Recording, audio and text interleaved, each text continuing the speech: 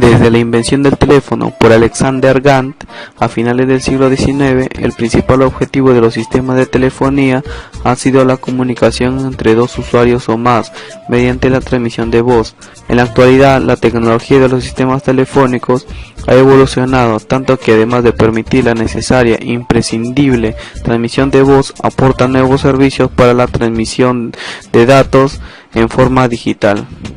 El teléfono es un dispositivo de telecomunicación diseñado para transmitir conversación por medio de señales eléctricas. Desde su concepción original se han ido introduciendo mejoras sucesivas tanto en el propio aparato telefónico como en los métodos y sistemas de explotación en la red. Una de ellas es la telefonía, considerada como medio de comunicación que a través de un conjunto de aparatos y sistemas conductores transmite a distancia el sonido como señal electromagnética. Dependiendo en el medio en el que se realiza la transmisión, la telefonía puede ser fija mediante cable, móvil o celular mediante radiaciones electromagnéticas a través del aire. La telefonía fija o convencional es aquella que hace referencia a la línea y equipos que se encargan de la comunicación entre terminales telefónicos no portables y generalmente enlazados entre ellos o con la central por medio de conductores metálicos. Para poder utilizar con el máximo rendimiento los sistemas de telefonía por cable, el instalador debe montar y mantener adecuadamente la infraestructura que ésta necesita. En este video tendrá la oportunidad de conocer los elementos básicos que necesita una instalación de telefonía fija. Cada teléfono es una terminal de instalación utilizados por los usuarios para transmitir voz u otro tipo de datos a terminales que están conectados a la red.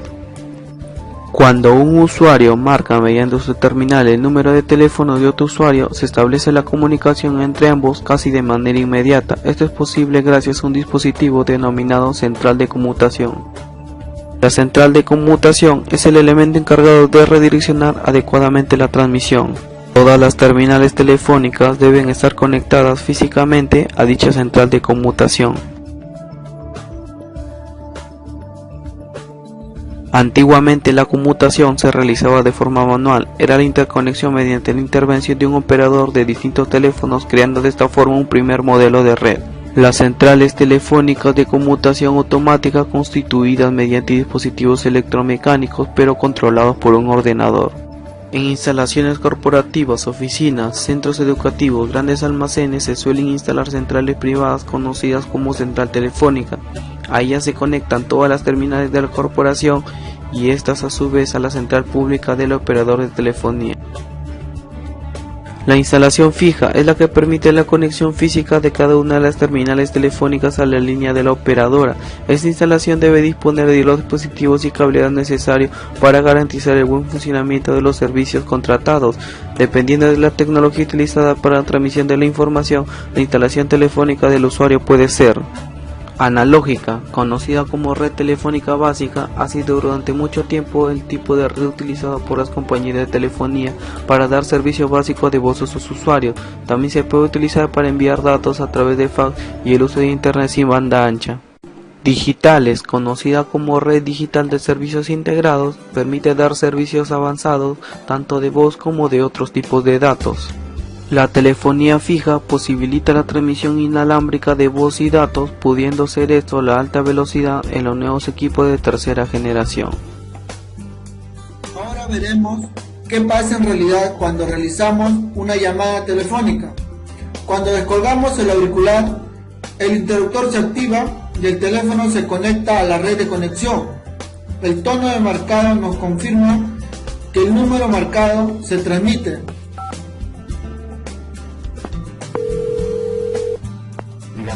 Hola, ¿está el abuelo? El micrófono funciona así.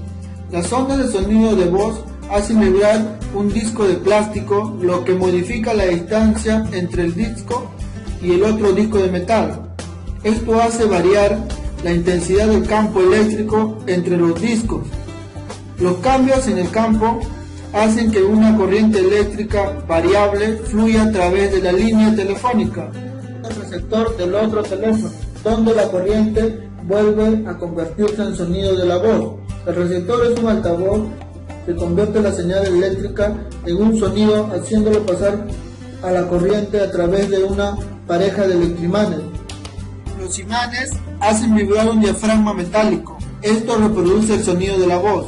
Lo que ocurre a continuación dependerá del tipo de llamada, pudiendo ser una llamada local, una llamada a larga distancia, una llamada de celular. Cuando efectuamos una llamada local, la llamada va desde una estación de conexión computarizada, desde donde se envía automáticamente al número local marcado.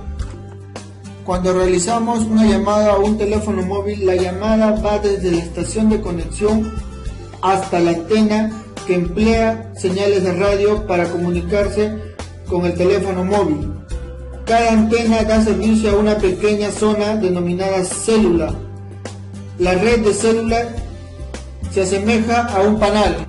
En las llamadas a larga distancia, la llamada va desde una estación de conexión hasta la estación de larga distancia. Si la llamada es internacional, puede establecer una conexión vía satélite desde una estación de conexión hacia otra.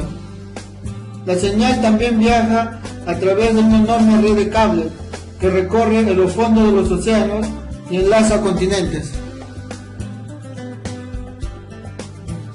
Primero veremos qué es X25. X25 es un protocolo estándar para la conmutación de paquetes. Aquí se ve específicamente cómo se transmite un paquete de un Data Terminal EPIGME a un Data Circuit EPIGME. Una de sus funciones principales de X25 es que trabaja bajo los servicios basados en circuitos virtuales. Es la conexión entre dos extremos a través de una red de comunicación de paquetes. Teniendo en cuenta que X25 siempre trabaja con circuitos virtuales, veremos que la otra función de X25 es que sus circuitos virtuales siempre son permanentes. Es decir, en todo momento están presentes, se use o no se use. La función principal de X25 es que los paquetes siempre llegan, debido a que la comunicación siempre está establecida, esto porque los circuitos virtuales son permanentes. Trama LAN-B, la cual consta de la información del usuario, que son los datos, a la cual se le agregará una cabeza para formar un paquete X25. Posteriormente, el paquete X25 pasa a la entidad LAN y se le agrega un control al inicio y al final, denominado cabeza y cola. Esta información requerida para la operación dentro de los protocolos LAN-P. Hay que hacer mención a que los datos e información del usuario pueden segmentarse en varios paquetes, que será acorde a las necesidades que éstas generen. Para X25, el DTE, el DCE, que es el módem, los switches conectados, el otro DTE y finalmente aparece el servidor DTE. Red de transmisión de datos es la transmisión física de datos de un flujo digital de bits por un canal o medio de comunicación, ya sea de punto a punto o de punto a multipunto. Por ejemplo, acá tendremos una red LAN, donde veremos que este tipo de red no es necesario estar conectado a internet para que haya una transmisión de datos, mientras que para una red más amplia o WAN, como mostraremos, o más compleja o global, es necesario estar conectado a internet para que haya transmisión de datos. Los dos medios físicos a través de los cuales se transmiten los datos de las redes son los diversos tipos de cable y los microondas o ondas electromagnéticas de alta frecuencia, por donde se transmiten datos. Cumple esencialmente con la transmisión de datos digitalizados, facilitando nodos o puntos de conexión. Los principales medios de transmisión son los cables trenzados con terminal RJ45, el cable coaxial del tipo RG58, el cable de fibra óptica y el último, la conexión inalámbrica o conexión de área por ondas. ¿Cómo se entienden entre sí los distintos equipos de una red informática para que haya transmisión de datos? Bueno, la solución está en el estándar de red Ethernet, que se encarga de garantizar la compatibilidad física de los equipos de una red. Las tarjetas de red Ethernet utilizan método de control de acceso al medio denominado CSMACD.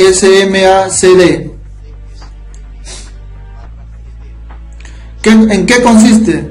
En que todos los equipos de una red respeten rigurosamente el turno de palabra, de manera que cuando el ordenador quiere transmitir, escucha la red hasta que nadie transmita.